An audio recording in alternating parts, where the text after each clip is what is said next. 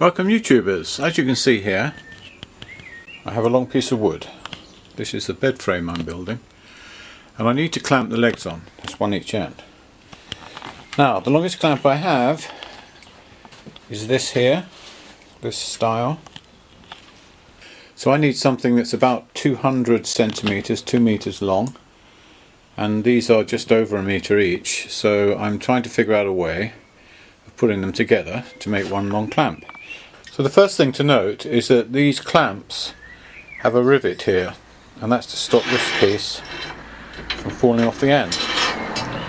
So that needs to be removed in order to take this block out.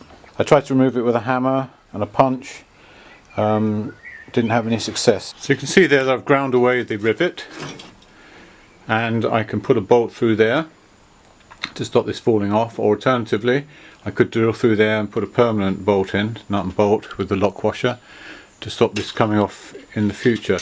Now that I've ground that down, this can be removed. That's the first step in doing this. You have to do it to both of them in order to join the two together. So let's get grinding.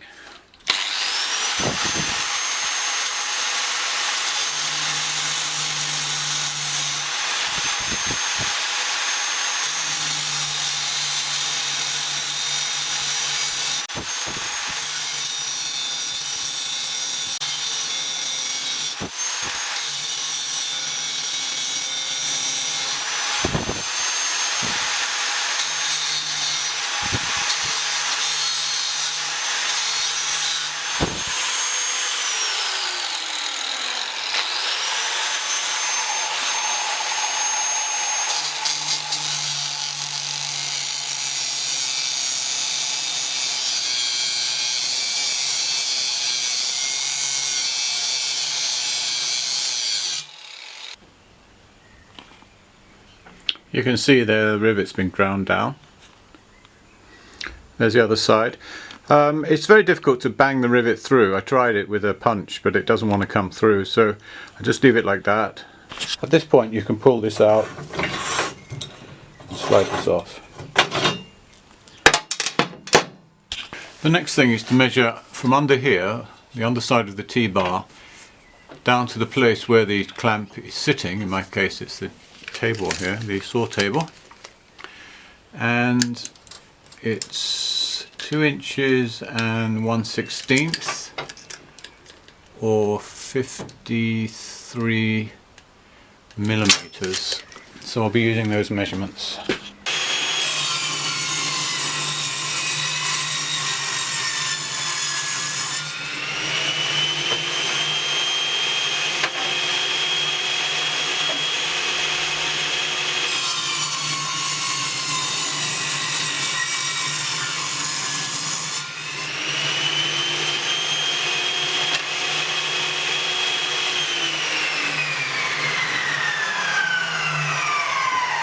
Now the idea is to take the piece of wood, slide it underneath the clamp like that, so the T-bar is resting on the wood. This also stabilises the wood, stops it from rocking about too much, and it lifts the T-bar the same height as the feet over there, so it's level all the way through. So you can see I've got these clamps on the rollers going across the table saw, where they're flat here in the centre. Over there sitting on top of the other roller, and I've clamped a piece of ply. And what I'm going to do now, this is flat here as I said earlier, what I'm going to do now is to take my drill and drill through.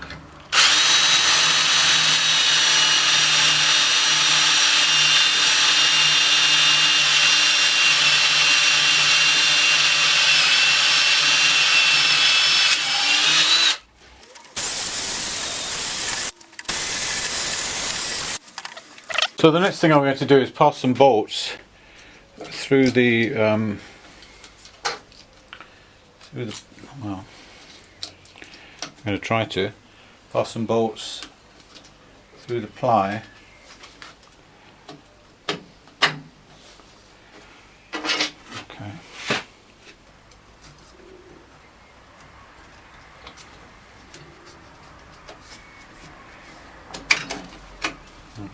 I've left the bolts in just a little bit just to make sure that this doesn't move. I'm going to put this like so and line it up. Get some clamps on it. Oops.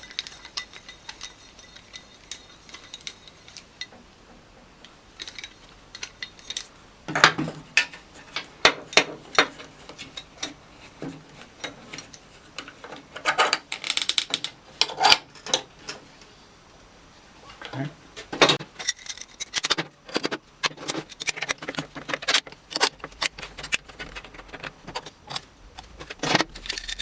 Last one. I'm clamping them low down. I don't want to pinch the plywood together at the top here. I want to try to keep it flat to the metal as much as possible. Okay. Now the next thing I'm going to do is to drill from the other side through into this piece of wood so that everything is lined up.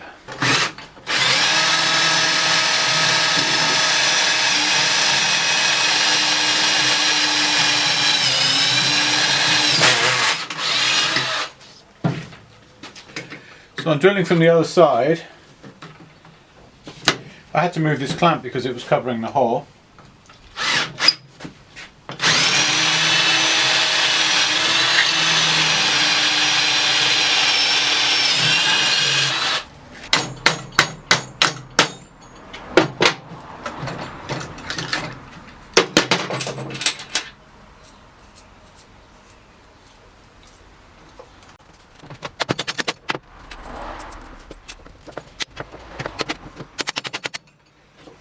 Okay, each one of those is going to get a washer and a nut.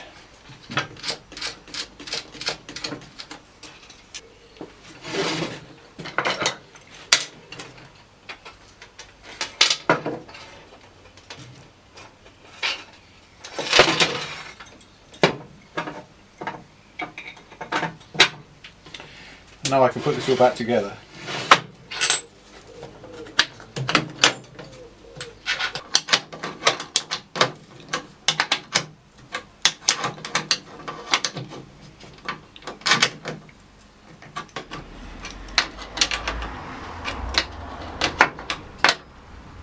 Okay. Well, let's have a look. Well, it's pretty sturdy, I'm surprised.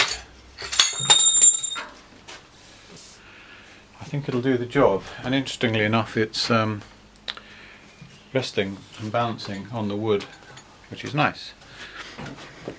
Because the bolts are just a little bit smaller than the holes that I drilled, that gives me a little bit of adjustment along the length of this. So the last thing I did is I got a nice piece of straight wood which I've just rested up against the top edge of the two clamps, and I've undone the nuts and squared everything up and then just tightened the 4 nuts down again, and that seems to have straightened everything nicely. So there's the second one built. You can see there that I've used 6 nuts and bolts, largely because of the way the holes lined up. One thing I've noticed about these clamps is that the holes are not regular, and the problem with that is that when you line all these up, for example, if you lined up all these feet here, use the straight edge to get them all in line, and then you came down this end. So let's say you take this and you adjust it to the 3rd hole along from the rear of the clamp, for example, and you did that to all of them, they wouldn't be in line at all. So there's no consistency between the layout of each clamp relative to the others, which is a real shame actually, because it makes working with these much more complicated than it need be. But then that's a cheap clamp, so you know, you get what you pay for. These are Amtech. They call them 4-foot clamping bars, but they're really not. You can't get 4 foot of work between the jaws. That's just not possible. So anyway, I digress. So I've got them on the dining table. So you have at this end the adjustable vices, which of course you won't be using. You have the adjustable stops, and at that end, that's the end where you'll be adjusting the the work up against those stops. So all the clamping happens at this end.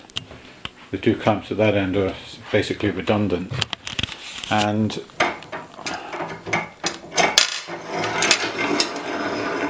I can move that all the way to there, and I've got a very long clamping area. Now just one other thing of note, I put more bolts in this side because of the way the holes lined up. On that side I only needed 4, which is part of the problem I was telling you about earlier, is that none of the holes align across from each other as they should do if these were all uniform. I assume the T-bar is just cut into lengths as it comes out. They don't waste anything and they just cut it and join it, cut it, join it, and however it comes out is the way it comes out. I don't think they fuss too much. The casting's not great, but hey, you know, for the price and a little bit of ingenuity, if you will, you can get a lot more use out of these, as I've just proved. So I hope this was useful to you. The last thing I'll do is I'll show you it clamped up, which I'll do tomorrow. But please subscribe in the meantime and give me a thumbs up, and if you wish, click the notification bell. Well, as promised, this is the last phase of this job. You can see how this worked out.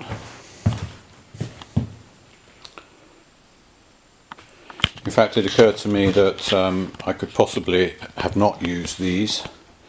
I just put some more blocks here to give me a bit better control over the leg at this end, so I could adjust it from side to side. However, it worked out real well. The tongues were very long, so I had to put packing blocks here.